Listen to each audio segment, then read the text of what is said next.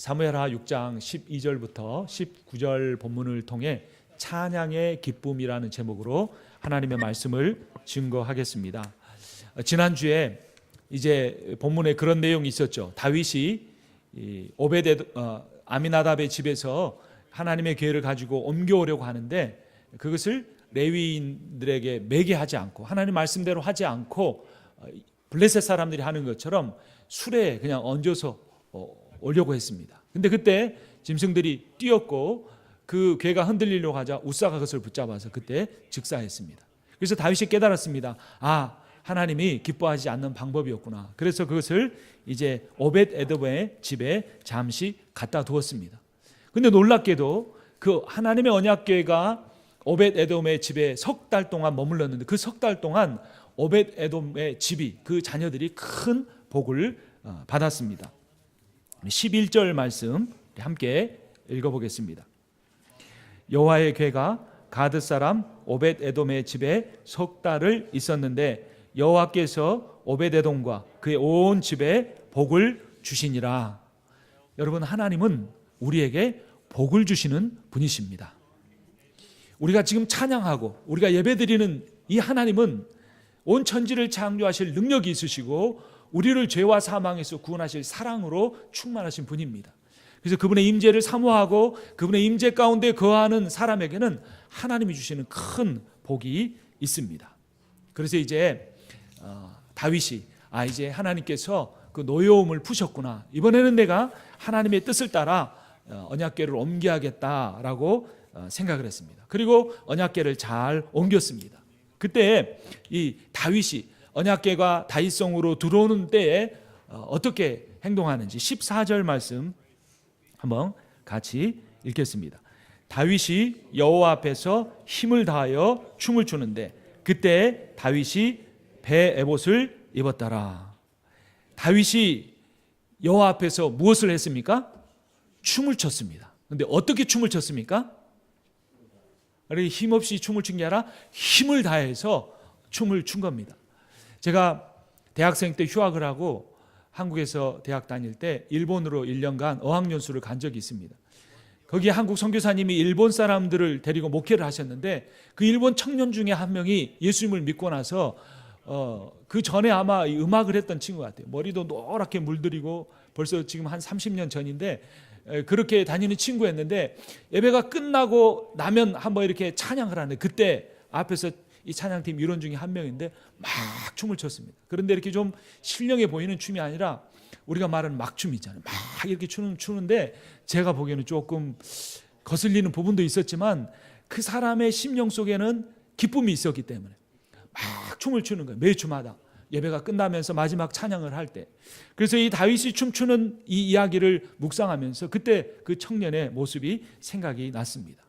다윗이 그렇게 힘을 다하여서 춤을 추는 데는 다윗의 마음속에 무엇이 있었기 때문에 그렇겠습니까? 그 마음속에 기쁨이 있었기 때문입니다. 오늘 설교의 제목이 찬양의 기쁨이에요. 여러분, 기쁨이 있으십니까? 기쁨이 있을 때도 있지만 참 힘들 때도 있으시죠. 외로울 때도 있고 참 마음이 아플 때도 있고 때로는 화가 날 때도 있고 그런데 이 다윗은 기뻐했습니다. 그리고 그 기쁨이 너무나 충만해서 힘을 다해 춤을 췄는데 그 기쁨의 첫 번째는 어떤 기쁨이었냐면 신앙적인 기쁨이었는데 그 신앙적인 기쁨이 이 여호와의 임재를 상징하는 언약궤가 자기에게로 왔기 때문입니다. 그러니까 그의 기쁨은 하나님의 임재로 말미암는 것이에요. 내가 사랑하는 사람과 같이 있다면 얼마나 기쁘잖아요. 그러면 그런 것처럼 하나님으로 인한 기쁨이 그의 가운데 충만했습니다. 시편 37편 4절에 보면 이렇게 말합니다. 또 여호와를 기뻐하라. 그가 내 마음의 소원을 내게 이루어 주시리로다. 여러분, 하나님의 임재를 기뻐하려면 하나님이 누구신가 알아야 돼요. 우리 교회 표어 성구가 무엇입니까? 우리 한번 같이 읽어볼까요? 뒷부분에 시작. 내가 내 눈에 보배롭고. 우리가 하나님의 눈에 볼 때 어떻다고요? 보배롭다, 존귀하다.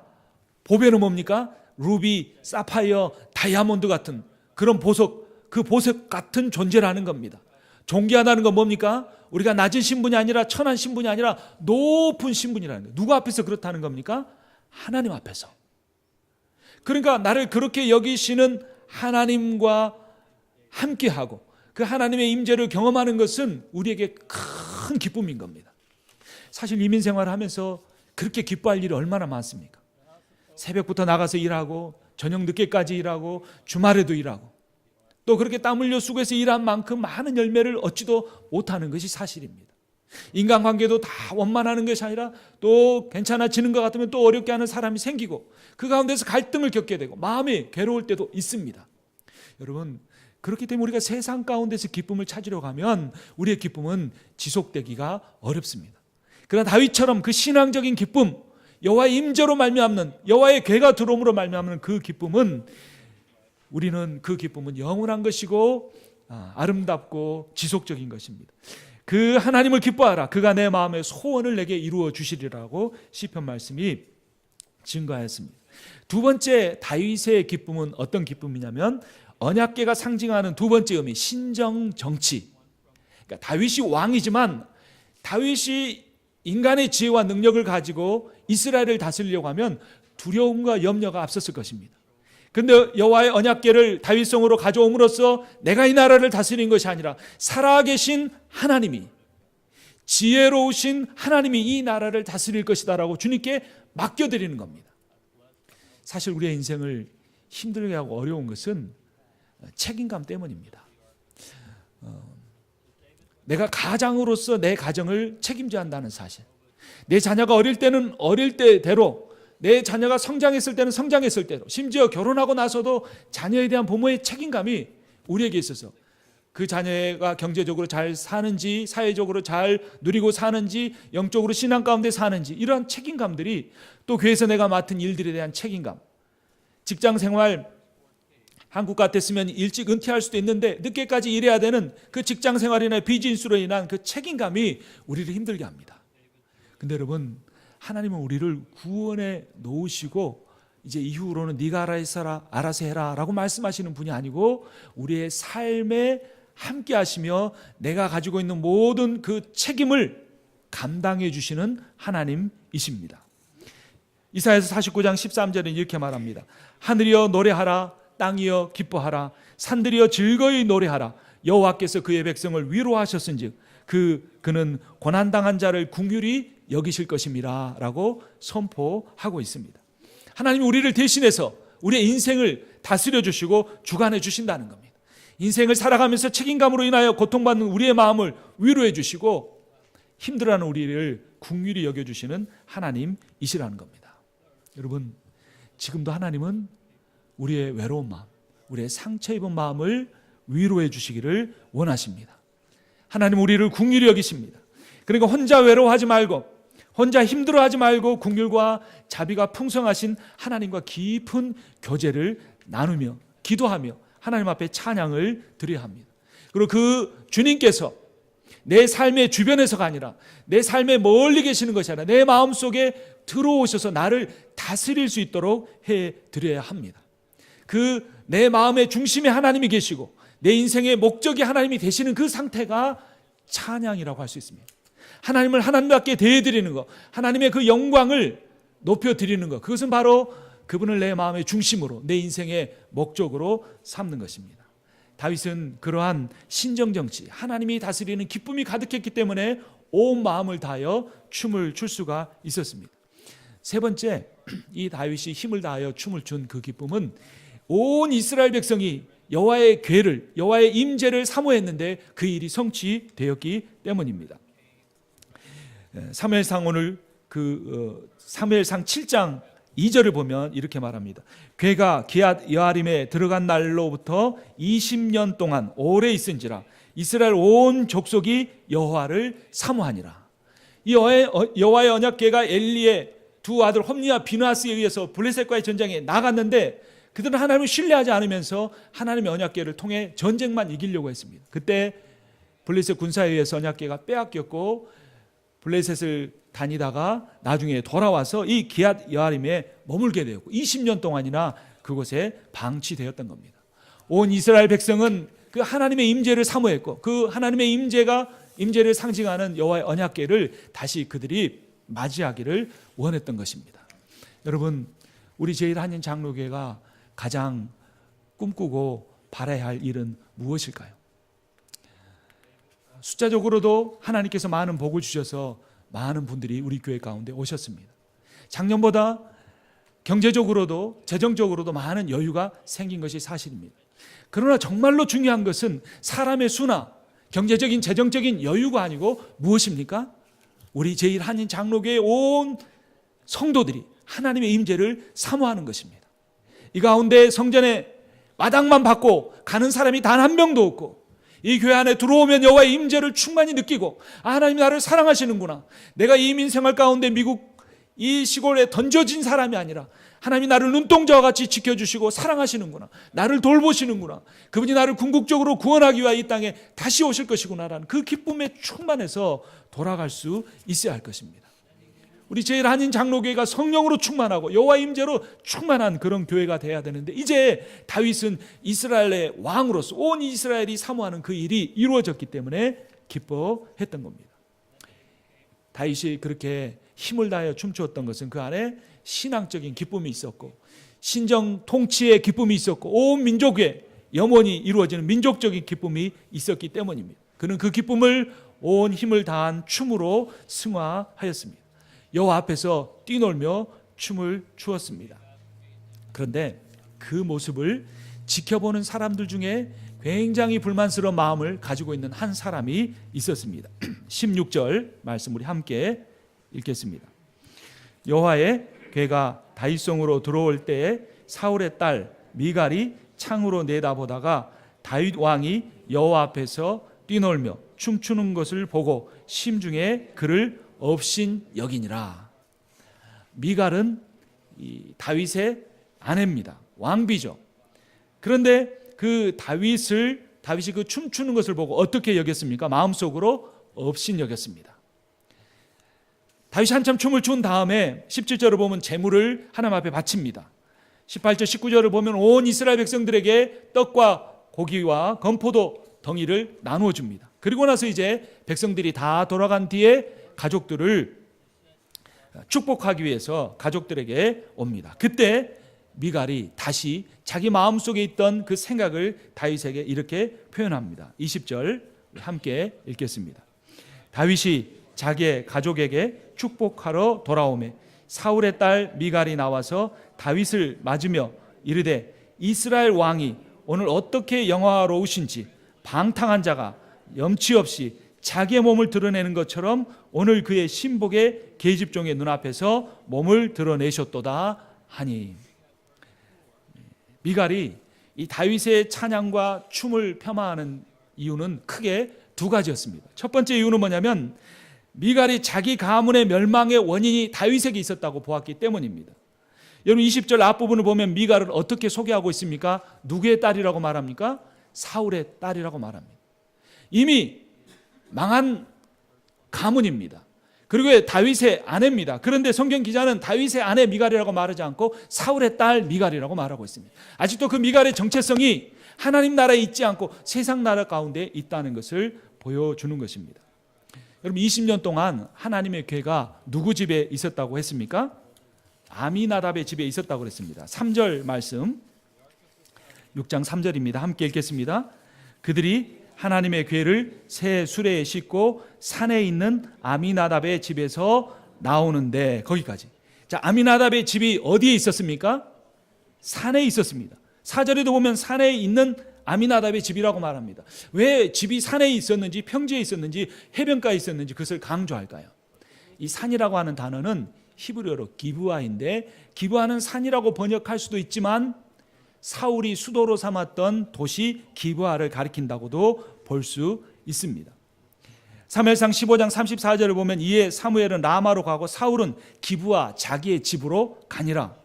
사무엘상 22장 6절 뒷부분을 보면 사울이 기브아 높은 곳에서 손에 단창을 들고 모든 신하들은 그의 곁에 섰더니라고 말합니다. 그러니까 사울이 이스라엘의 첫 왕이 돼서 온 이스라엘 백성을 다스린 그 수도가 바로 기브아였습니다. 그래서 사울의 수도 기브아에 있던 하나님의 언약궤는 사울의 통치의 상징이었습니다. 그 언약궤가 사울의 수도 기브아에서 지금 다윗의 수도 예루살렘으로 옮겨지고 있는 겁니다. 이 두 도시 간의 거리는 여기서 메케니스버그 정도, 그러니까 한 10몇 킬로 정도밖에 되지 않는 아주 짧은 거리였습니다. 하지만 이 하나님의 언약궤 이동이 상징하는 신정 정치의 이동은 영원한 것이었습니다. 얼마 전에 사울 왕가의 마지막 왕 이스보셋이 비참하게 죽었습니다. 그래서 사울 왕가의 혈통이 끝이 난 상황입니다. 그때 하나님의 통치의 상징인 언약궤마저 사울 왕가에서 가져오고 그러한 상황을 즐기는 것처럼 보이는 다윗의 모습을 미갈은 용서하기도 힘들고 견디기도 힘들었을 것입니다. 사실 미갈이 아버지 사울에 의해서 다윗과 정략 결혼을 했습니다.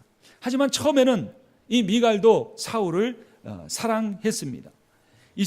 사무엘상 18장 28절을 보면 여호와께서 다윗과 함께 계심을 사울이 보고 알았고 사울의 딸 미갈도 그를 사랑함으로 라고 말하고 있습니다. 또 사울이 그 다윗을 죽이려고 할 때 그 다윗의 목숨을 구해 주기도 했습니다. 그런데 사울의 위협을 피해서 다윗이 도망간 뒤에 사울 왕, 자기 아버지 사울 왕에 의해서 미갈은 다른 남자에게 또 강제적으로 재혼을 했어야 했습니다. 그리고 무려 20년의 세월이 지났습니다. 20년이 지난 뒤에 다시 미갈은 다윗에 의해서 반강제적으로 다윗에게 재혼해야 했습니다. 사무엘하 3장 14절을 보면 다윗이 사울의 아들 이스보셋에게서 전령들을 보내 이르되 내 처 미갈을 내게로 돌리라. 그는 내가 전에 블레셋 사람의 포피 100개로 나와 정혼한 자니라 하니 이스보셋이 사람을 보내 그의 남편 라이스의 아들 발디엘에게서 그를 빼앗아 오매 그의 남편이 그와 함께 오며 울며 바울임까지 따라왔더니 라고 묘사하고 있습니다. 참 비극적인 인생을 산 여인이었습니다. 어찌 보면 우리의 삶에도 참 이러한 우여곡절이 많습니다. 인간적으로 견뎌내기에는 참 힘든 가족의 비극사도 있을 수 있고 땀 흘려 수고해서 애쓰며 살았지만 지금 내 손에 쥔 것이 얼마 되지 않는 것 같은 그러한 경제적인 어려움을 겪으며 살아가는 분들도 있을 겁니다. 이제 어느 정도 사는가 싶더니 나를 힘들게 하는 사람으로 마음이 고통 가운데 있는, 그래서 하나님과의 교제마저도 끊어지는 상황 가운데 있는 것처럼 느껴지는 분들도 있을 것입니다. 그러나 그때 우리가 어떻게 해야 되는가를 오늘 본문을 통해 우리는 배울 수 있습니다. 인간적인 상처, 인간적인 아픔, 거기에 매어 달리게 되면 우리는 이 세상의 공중 권세 잡은 자에게 휘둘리게 되고 우리가 하나님 앞에 드릴 수 있는 그 찬양의 기쁨을 빼앗기고 말기 때문입니다. 사실 미갈만 그런 고통스러운 세월을 산 것이 아니었습니다. 다윗은 어릴 때부터 아버지에게 무시받는 인생을 살았습니다. 어느 날 사무엘이라는 선지자가 와서 그를 택해 주었지만 오히려 왕으로 기름 받은 후에 그는 사울에게 평생 동안 쫓겨다니는 그러한 고통을 겪어야 했습니다. 하지만 다윗은 그 모든 것을 하나님을 찬양하는 기쁨으로 승화시켜 냈습니다. 하지만 미갈은 그렇게 하지 못하고 인간적인 마음에 사로잡혀 하나님을 전심으로 찬양하는 다윗을 업신여기고 그를 멸시하는 말을 했던 것입니다. 그것은 그녀의 아버지 사울 가문의 몰락이 다윗 때문이라고 생각했기 때문이었을 것입니다. 하지만 사울 가문의 몰락의 책임은 신실한 다윗이 아닌 악한 사울에게 있었습니다. 그것은 자기 아버지 사울 가문과 자기 남편 다윗 가문과의 싸움이 아니었고 세상 나라와 하나님 나라의 싸움이었다는 것을 깨달아야 했습니다. 미갈은 하나님 나라의 번영과 부흥은 보지 못하고 혈육의 가족의 몰락만 보며 마음 아파하며 고통스러워하며 그 자리에서 하나님을 찬양하지 못한 유일한 사람으로 홀로 서 있어야 했던 것입니다. 여러분, 우리의 인생은 끝이 있습니다. 우리의 인생이 끝이 날 때 우리의 모든 가족 관계도 끝이 납니다. 우리가 우리의 자녀들을 염려하고 아무리 사랑해도 우리가 자녀를 해줄 수 있는 것이 별것이 없다는 것을 우리는 늘 날마다 깨달으며 살아가게 됩니다. 그런데도 하나님을 믿는다고 하면서도 정말로 내 자녀에게, 내 남편에게, 내 아내에게 모든 것을 다 해줄 수 있는 그 하나님의 관점에서 내 인생을 바라보지 못하고 혈육의 관점에서만 내 인생을 바라보게 되면 미갈처럼 하나님을 찬양하는 기쁨을 누리지 못하게 될 수도 있는 것입니다. 예수님이 하나님의 말씀을 가르칠 때 예수님의 어머니 마리아와 형제들이 예수님이 미쳤다고 잡으러 왔습니다. 그때 제자들이 예수님 당신의 어머니와 동생이 밖에 있습니다라고 말할 때 예수님이 누가 내 어머니며 누가 내 동생이냐라고 말씀하시면서 마태복음 12장 50절에서 이렇게 말씀하셨습니다. 누구든지 하늘에 계신 내 아버지의 뜻대로 하는 자가 내 형제요 자매요 어머니이니라 하시더라. 요한복음 19장 26절을 보면 십자가에서 마지막 숨을 거두시기 직전에 이렇게 행동하십니다. 예수께서 자기의 어머니와 사랑하는 제자가 곁에 서 있는 것을 보시고 자기 어머니께 말씀하시되 여자여 보소서 아들이니이다. 우리가 인생을 살아가면서 가장 중요한 것은 가족입니다. 가족만큼 소중한 존재는 없습니다. 특히 이민 생활하면서 많은 친척이나 친구가 없는 상황 속에서 가족은 너무나 중요합니다. 그러나 그 가족을 사랑하는 마음이, 그 가족을 사랑하는 방법이 신앙의 관점을 떠나서 혈육적인 것에만 매어 달릴 때 우리는 하나님께서 어떻게 역사하시고 하나님께서 어떻게 그 놀라운 하나님의 구원의 역사를 이루어 가시는지 보지 못하게 될 수도 있는 것입니다. 그래서 결국은 자녀에 대한 사랑이 자녀에 대한 스트레스와 자녀에 대한 압박으로 이어지기도 하고 남편이나 아내에 대한 사랑 역시 그 부모에 대한 사랑 역시 미갈처럼 빗나간 모습으로 되어갈 수도 있다고 하는 것입니다. 성령이 오순절날 초대교회에 임할 때 놀라운 역사가 일어납니다. 사도행전 1장 14절을 보면 여자들과 예수의 어머니 마리아와 예수의 아우들과 더불어 마음을 같이 오로지 기도에 힘쓰더라. 믿는 사람들이 다 함께 있어 모든 물건을 서로 통용하고 날마다 마음을 같이 성전에 모이기를 힘쓰고 집에서 떡을 떼며 기쁨과 순전한 마음으로 음식을 먹고 하나님을 찬미하며 라고 말하고 있습니다. 예수님이 묶어주신 새로운 영적인 가족들이 어우러져서 하나님을 아버지로 하는 그 사람들이 재산을 나누고 음식을 나누며 말씀을 나누고 교제하고 결국에 그 모든 기쁨이 하나님을 찬미하는 기쁨으로 이어지고 있는 것입니다. 여러분, 여러분의 가족을 가장 사랑하는 방법은 내 자신이 살아계신 하나님 앞에서 하나님을 찬미하는 기쁨을 회복하는 것입니다. 그리고 그 하나님의 깊은 그 나를 사랑하시고 긍휼히 여기시고 기뻐하시는 하나님과의 깊은 교제 속에서 하나님을 찬양할 때 하나님의 뜻을 우리가 분별하게 되고 하나님이 원하시는 방법대로 우리 가족들을 사랑하고 그들을 하나님께로 인도할 수 있는 것입니다. 두 번째, 미갈이 다윗을 업신여기고 그의 찬양을 멸시했던 것은 미갈이 여인으로서 질투하였기 때문입니다. 20절 말씀을 보면 뒷부분만 제가 보겠습니다. 오늘 어떻게 영화로우신지 방탕한 자가 염치 없이 자기의 몸을 드러내는 것처럼 오늘 그의 신복의 계집종의 눈앞에서 몸을 드러내셨도다 하니, 여기서 방탕한 자라는 것은 건달들입니다. 그런 건달에 다윗을 비교했습니다. 염치 없이 자기의 몸을 드러냈습니다. 아마 다윗이 베옷을 입다가 너무 춤을 이렇게 힘있게 추니까 옷이 아마 흘러내렸던 것 같습니다. 그런데 그때 그 상황에 미갈이 강조하는 것은 무엇이냐면 오늘 그의 신복의 계집종의 눈앞에서 몸을 드러내었다라고 말하고 있습니다. 그러니까 많은 다윗의 부하들이 있고 그 부하들의 부인들이 있고 또 다윗에게 많은 처첩들이 있는데 그 처첩들 앞에서 몸을 드러냈다라고 말하는 것입니다. 그러나 성경이 강조하고 있는 것은 다윗은 그들 앞에서 찬양한 것이 아니라 그들 앞에서 춤을 춘 것이 아니라 살아계신 하나님 앞에서 춤을 추었습니다. 다윗은 미갈과 재혼하기 전에 이미 많은 부인과 자녀를 두었습니다. 사무엘하 3장 1절을 보면 사울의 집과 다윗의 집 사이에 전쟁이 오래매 다윗은 점점 강하여 가고 사울의 집은 점점 약하여 가니라. 다윗이 헤브론에서 아들들을 낳았으되 맏아들은 암논이라 이스라엘 여인 아히노암의 소생이 하면서 줄줄이 많은 처첩들과 그들이 낳은 아들들의 이름이 나열되고 있습니다.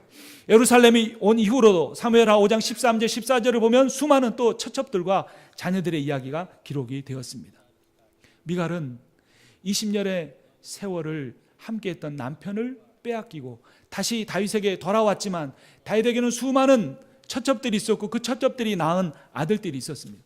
그런데 다윗과의 관계에서 아들 하나 낳지 못한 미갈의 그 열등감이 다윗에 향한 질투심으로 이어졌고 그것이 영적인 무지와 하나님을 향한 찬양의 기쁨을 갖지 못하게 만들게 된 것입니다.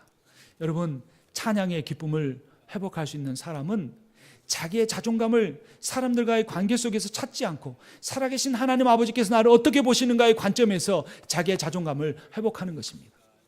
여러분, 공부하는 학생들 열심히 공부하십시오. 그러나 여러분의 학점이, 여러분이 어느 학교를 나왔는가가, 여러분이 어떤 직장 생활을 하는가가, 여러분이 얼마나 돈을 많이 버는가가 절대 여러분이 누구인가를 결정하는 일이 아닙니다.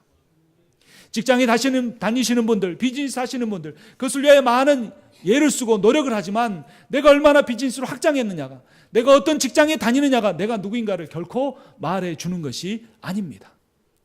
그것은 너무나 소중한 것이고 귀한 것이지만 내 인생이 끝이 나는 날과 함께, 나는 날 내 인생의 생명과 함께 완전히 사라져버릴 것들입니다.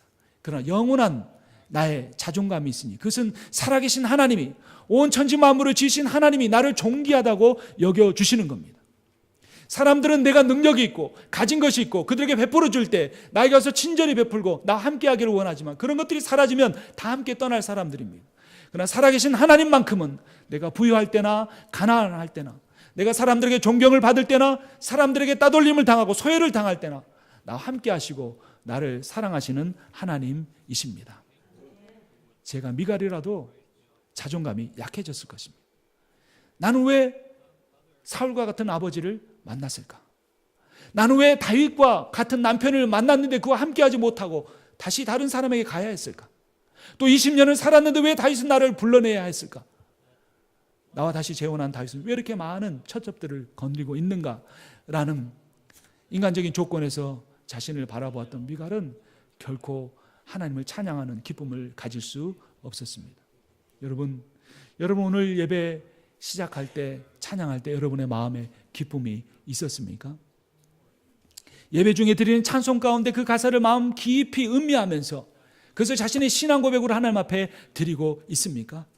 아니, 꼭 가사가 아니더라도, 지어진 가사가 아니더라도, 곡조가 없더라도 내 마음속에 하나님이 살아계시고 그 살아계신 하나님이 나를 사랑하기 때문에 내가 그 하나님을 기뻐하며 그 하나님의 임재를 사모하고 그분을 높여드리는 진정한 찬양이 내 안에 있는지 확인해 보아야 하는 것입니다.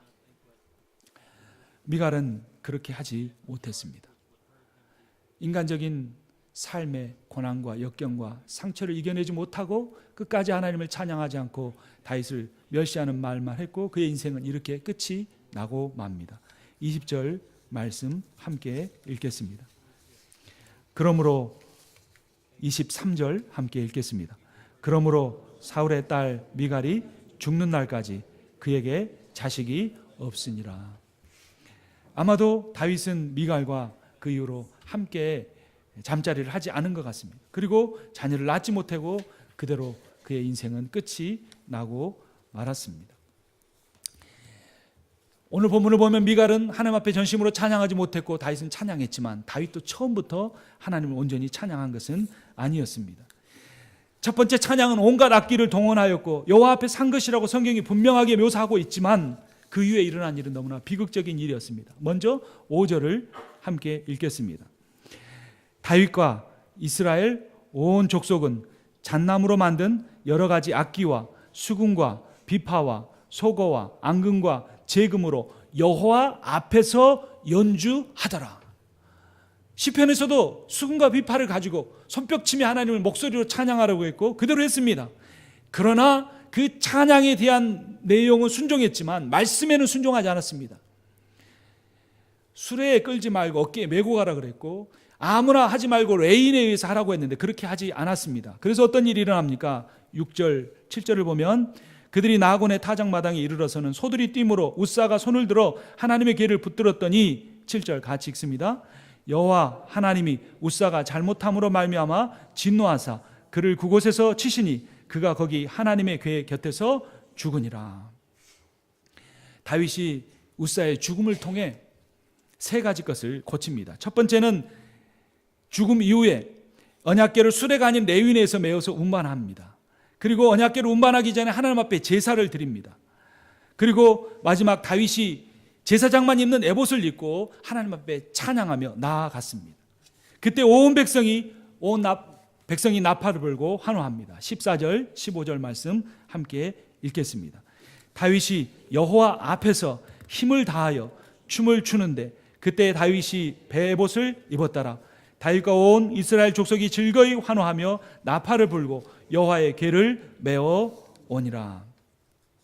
하나님 앞에 온전한 모습으로 드리지 못하는 찬양, 그 찬양의 모습은 진지할지라도 삶에서 하나님의 뜻이 무엇인가를 구하고 하나님의 말씀에 순종하지 못하여 드리는 찬양은 소음이고 죽은 자를 위한 미사고기자 심판의 전주가 되고 말았던 것입니다. 그러나 다윗은, 그 다윗의 위대한 점은 언제나 하나님께 자기의 잘못을 지적해 줄 때 철저히 하나님 앞에 무릎을 꿇고 회개하는 것이고 자신의 삶을 고치는 것이었습니다. 그래서 다윗은 온전한 모습으로 하나님을 찬송했습니다. 여러분, 우리의 삶에서 우리는 어떻게 찬양해야 할까요?